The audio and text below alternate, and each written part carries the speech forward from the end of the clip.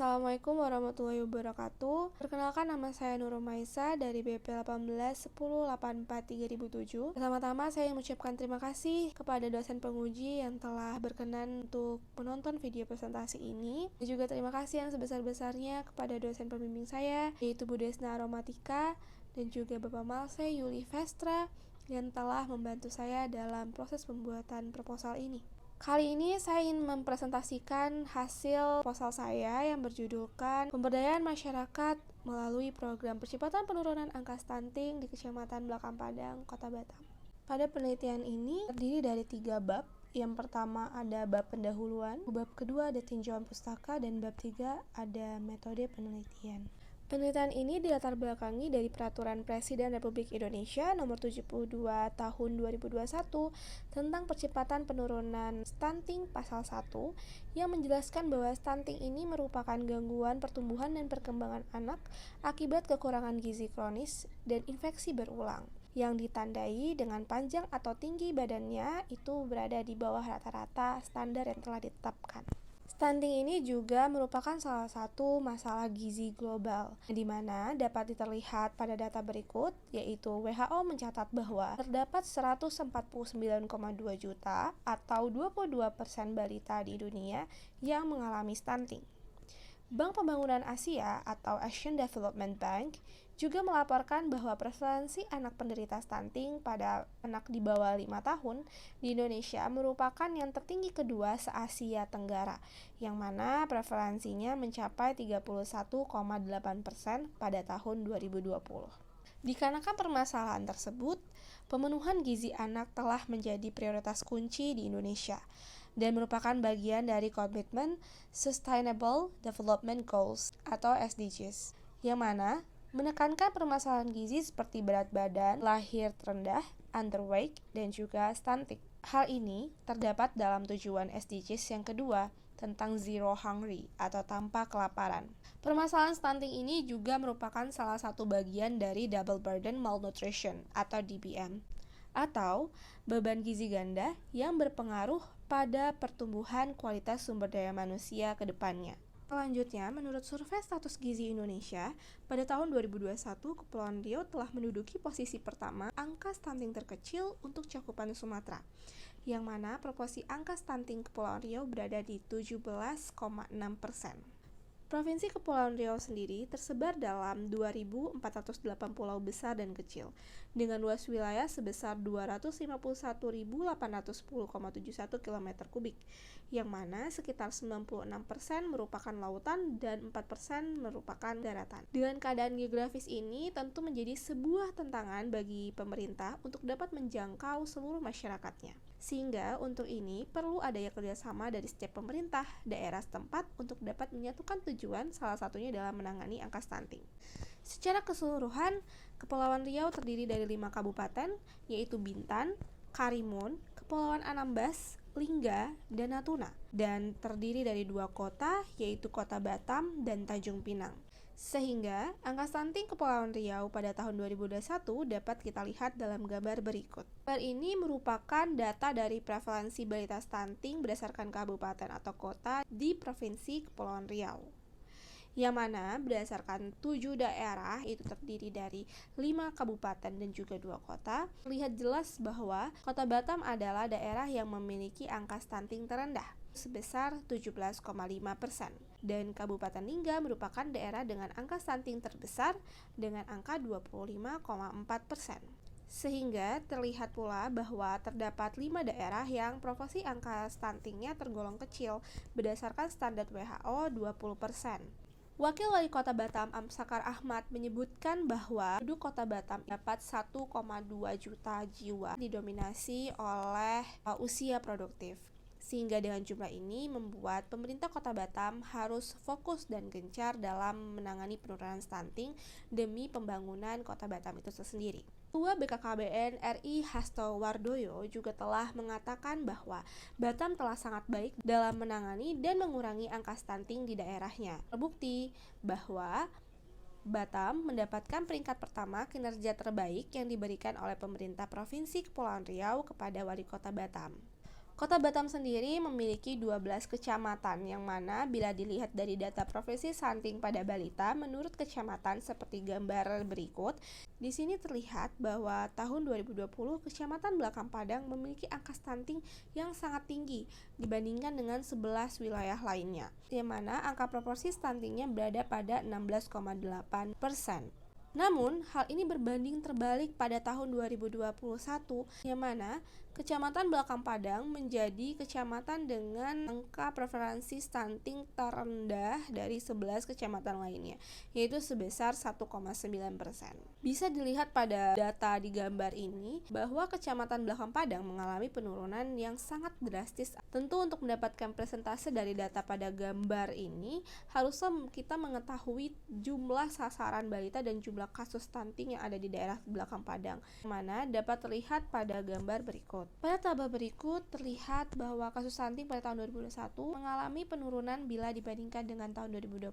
Di sini terlihat jelas data dari tahun 2020 hingga 2021 di 6 kelurahan yang ada di Kecamatan Belakang Padang. Terlihat bahwa pada tahun 2020 jumlah sasaran balita sebanyak 1064 balita dengan kasus stunting sebesar 40 balita. Sedangkan pada tahun 2021 terlihat jelas bahwa jumlah sasaran balita sebanyak 1188 balita dengan kasus stunting sebesar 22 balita.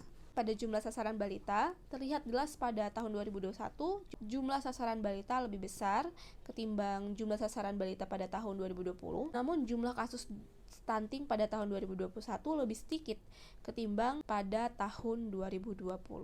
Bahkan pada tahun 2001 terlihat dalam data Kelurahan Pecong telah bebas dari angka stunting atau 0 angka stunting. Sehingga Kelurahan Pecong dijadikan sebagai contoh daerah bebas stunting di Kota Batam. Hal ini merupakan bukti adanya penurunan yang sangat drastis pada gambar sebelumnya.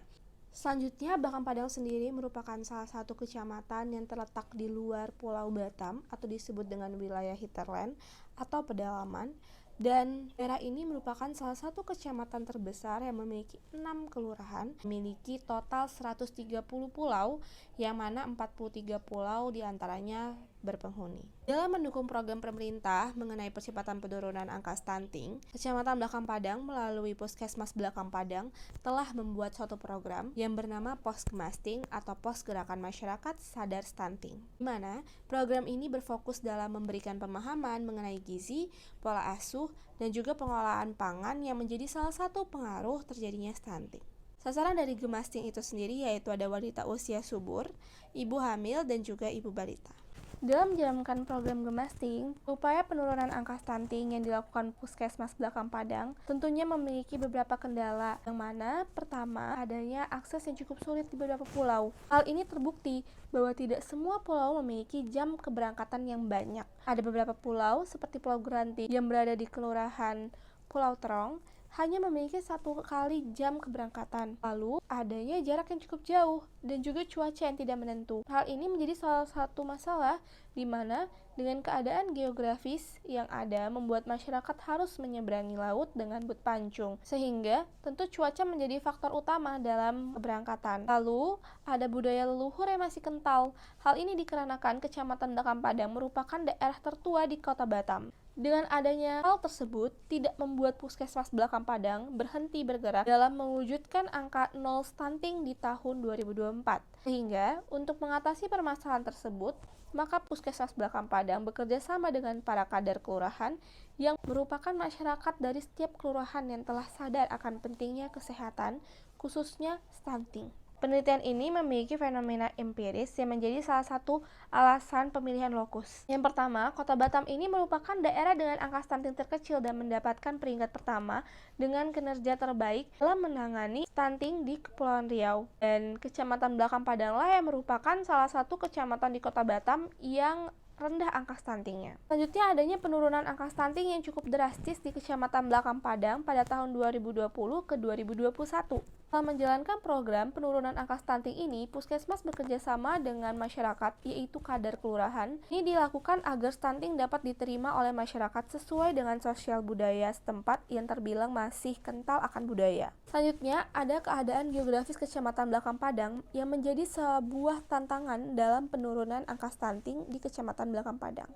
Penelitian ini tentunya memiliki rumusan masalah, yaitu bagaimana pemberdayaan masyarakat melalui program percepatan penurunan stunting di Kecamatan Belakang Padang, Kota Batam, dan tujuan untuk mendeskripsikan dan menganalisis tahapan pemberdayaan masyarakat melalui program percepatan penurunan stunting di Kecamatan Belakang Padang, Kota Batam.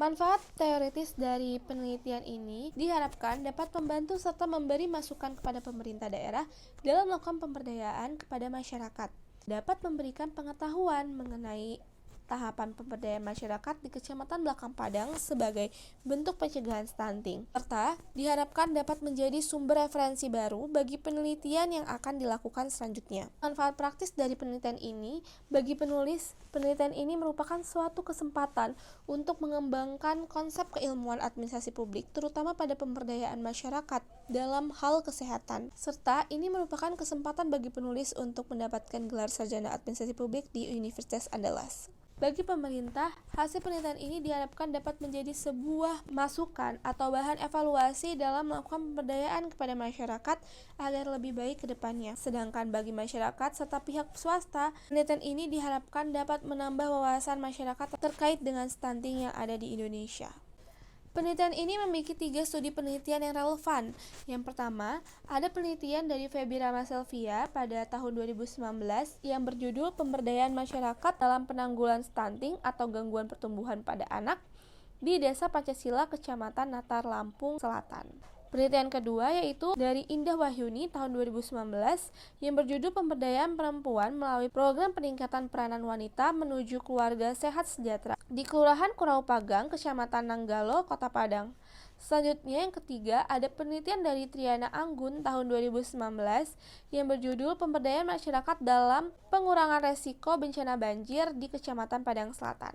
Pada penelitian ini, peneliti menggunakan teori tahapan pemberdayaan masyarakat oleh Ambar Teguh Sulistiani, yang mana terdapat 3 tahapan.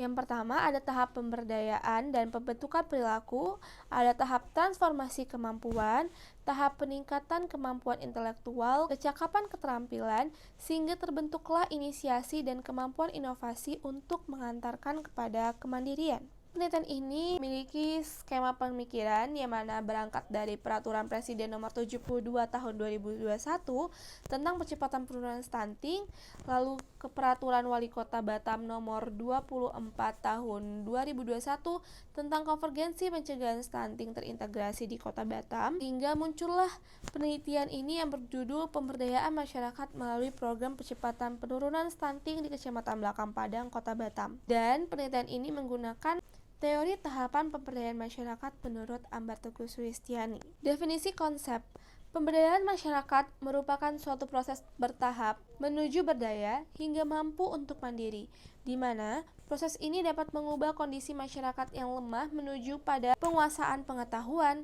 sikap perilaku sadar, dan kecakapan keterampilan yang baik. Namun, masyarakat yang telah mandiri tetap harus diberi perlindungan agar kemandirian yang telah dimiliki dapat terpelihara dengan baik sehingga dapat membentuk kedewasaan sikap masyarakat. Selanjutnya, stunting merupakan gangguan pertumbuhan dan perkembangan anak akibat kekurangan gizi kronis dan infeksi berulang, di mana ditandai dengan panjang dan tinggi badannya berbeda dengan anak seumurannya sesuai dengan yang ditetapkan oleh standar Kementerian Kesehatan. Selanjutnya, ada definisi operasional. Metode penelitian dalam penelitian ini menggunakan pendekatan kualitatif deskriptif. Teknik pengumpulan data yang digunakan yaitu wawancara, observasi, dan juga dokumentasi. Serta teknik pemilihan informan menggunakan pervasive sampling. Peranan penelitian sebagai instrumen utama dan proses penelitian yaitu rumusan masalah dan mencari data awal. Unit analisis digunakan yaitu kelompok. Teknik analisis data yaitu reduksi data, pengajian data, dan penarikan kesimpulan, serta teknik keabsahan yang digunakan yaitu triangulasi sumber. Baik, demikian presentasi yang dapat saya sajikan. Terima kasih atas perhatiannya. Bila ada kata yang salah, mohon dimaafkan. Wabillahi taufiq wal hidayah. Wassalamualaikum warahmatullahi wabarakatuh.